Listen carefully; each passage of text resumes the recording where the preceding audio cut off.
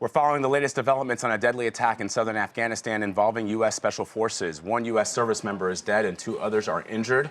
Forces were involved in a counterterrorism operation in Helmand Province in the town of Marja. National Security and Foreign Affairs correspondent Cami McCormick is with us now on the phone. Cami, can you tell us what is the latest? Well, details on the actual battle are still very sketchy. The U.S. Special Operations Forces have been in that region, along with British Special Operations Forces, to assist the Afghans in what has been a real resurgence of the Taliban there. There has been great concern about the Taliban advances in that area. The U.S. has continued to insist that the U.S. Special Operations Forces are working in a train, advise, and assist capacity, but today we saw how dangerous that battlefield was. One report says they were on a road assisting the Afghans in clearing this area when they came under attack. And as you said, one was killed and two were wounded. That then turned into a situation involving some medevac helicopters which were flown in to assist the Americans.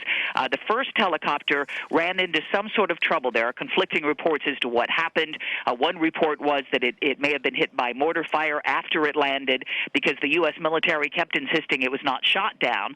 Another report had it that perhaps the helicopter had hit some sort of wall. The latest we're hearing from the U.S. military is that it was damaged while landing. Its rotors were damaged, but it's not clear how. And in fact, we've also just learned that a second helicopter that was flown in to assist these Americans was damaged by small arms fire, and it had to return to camp.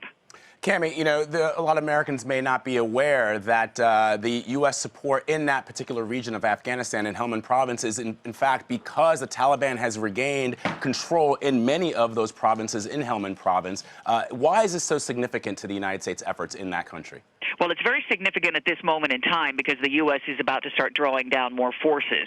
The U.S. commander there, General John Campbell, has been watching this very carefully. He's been very concerned about it. I just spoke to him a couple of weeks ago when I was in Afghanistan. He said it has been a very, very tough fighting season for the Afghans. It's been the first fighting season in which they've taken the lead, and the Americans have been in the background. So it's obvious that the Taliban is testing the Afghan security forces, but the Taliban are also sending a message to the U.S. that these attacks are coming. These number of attacks we've seen in Kabul in just the last several days are coming at a time where the U.S. is drawing down its forces. So the U.S. commanders may be rethinking the numbers game here.